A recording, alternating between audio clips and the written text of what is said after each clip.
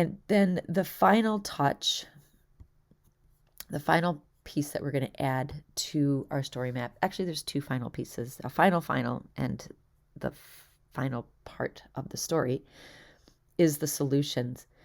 So early in your story map, you should have an image or a video of a specific location on campus that you want to focus on. I have the Gaga Pit area here, and the creek kind of running along the side of the Gaga Pit. And I also focused on the courtyard here. So this is my story of the flood. And then this is my area that requires a little attention from me right now. And so what I'm going to do at the end of my story is revisit that part of campus. Go down to the end here. And I'm offering a solution to help mitigate any future flooding events there. And so my solution is to place rain gardens around the campus. And then I also have grabbed a second solution, which is called an under drain, which is, you can see in this drawing here, this is the rain garden at the surface, and there's a drain that actually takes water away from this region instead of just letting it infiltrate into the ground there. So on Google Classroom, you'll see a section under the Final Product Story Map resources called Solutions. And if you would like to read a little more about stopping erosion and how to control heavy runoff from heavy rainfall events or flash flood events, you can look into these two websites. They have a list of potential solutions. Or you can just go to the solutions folder.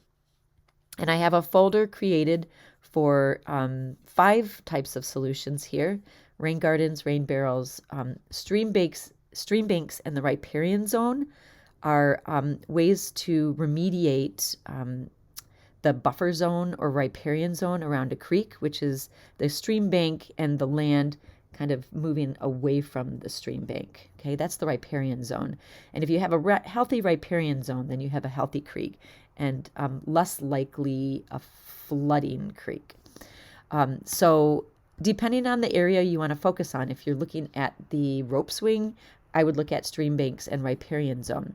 If you're looking at the courtyard, you might want to consider terracing or rain gardens or under drains. If you want to get close to the building, you might consider putting some rain barrels in there. These are not the only possible solutions, but these are some solutions to make it easier for you to contribute a solution to your story. So if I go to the story I'm working on, I would have a text that says solutions. You'll notice in the other story map, I actually have conclusions and solutions together. And let's get down to solutions here. Okay. I also added a few examples of rain gardens, which I have in the folder called Rain Gardens. And you're welcome to choose any of these, or if you want to Google some images yourself, and you can do that also.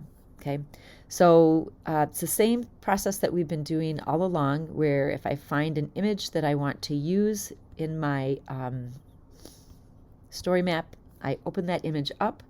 I might start with this one this time, and I download that image.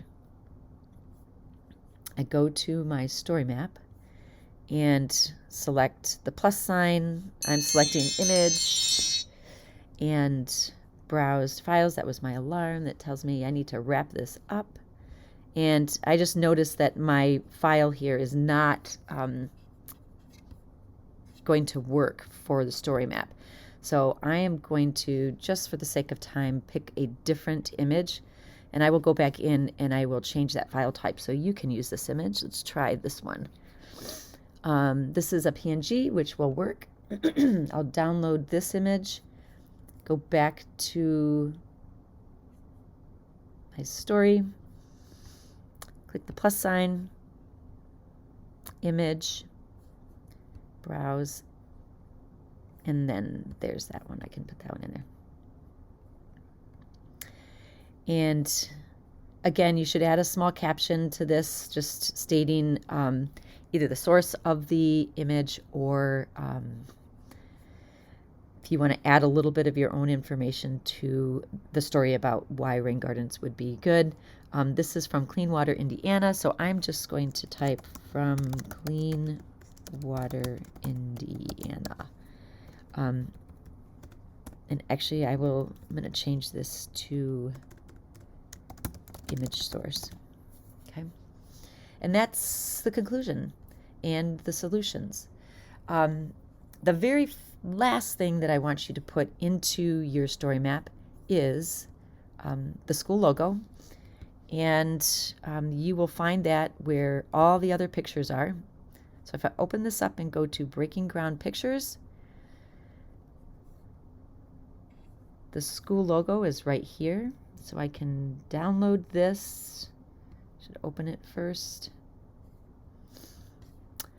And if you get that image or that screen, sometimes it just needs another chance to load it. So I try to open it again, download that, and then the very last thing I add is an image and the school logo.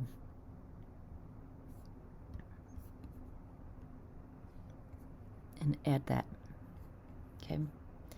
And so what the finished story looks like, I scroll all the way back to the top here. Here's my cover story with my title and my driving question. And I talk about the flooding that the school experienced on May 28th in 2020 and share a little bit about the storm. I put a modified map in here showing where the courtyard is, the area that I want to focus on.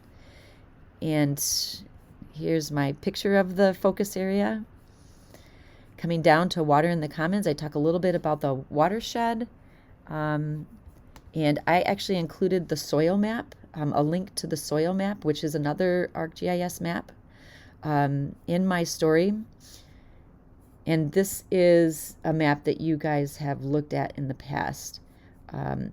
There's a lot of things that you have to close on this map before you can see it in the story map.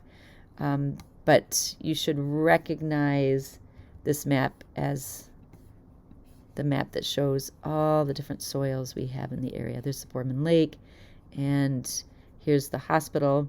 And so the school is just below that in this area right here. There's Red Drive. I have my 3-slice pie chart showing the soil texture or composition of the soil that we tested on campus. And here's my modified land use map. And I have my legend here that shows what all of these uses for land are, where all these that are surrounded by these wetlands. My saturated zone and infiltration portion, this is showing us where the saturated zone of water is. This is the bar chart from the infiltration test that we did. And then finally, my conclusions and solution that you just saw. And we want everyone to know that we make these fabulous story maps at the Greenspire School.